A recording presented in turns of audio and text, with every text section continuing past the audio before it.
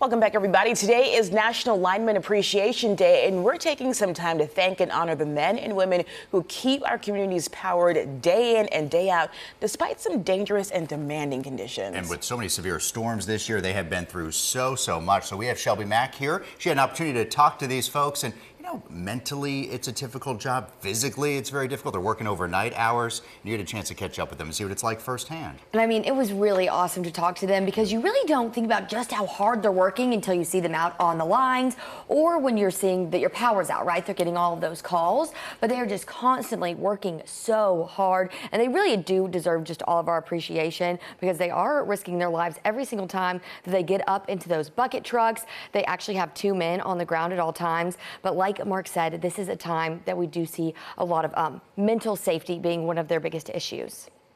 The mental safety aspect is probably the hardest part of it because not only is the guy in the air trying to work safely and do his job correctly, but you also have a man standing there watching him as his backup, making sure that if he doesn't cover something up he needs to, that guy has got his back and he's watching him.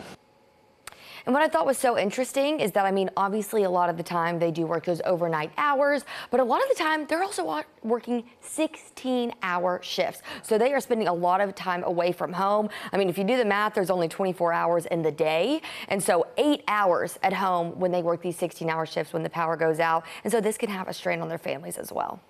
It's tough because sometimes you have those long, hard days. You're exhausted, you get home. Jeff here has 2 boys and I got 3, and you just have to put on a mask and keep going. It's complicated to say the least, but you just find a way to do it.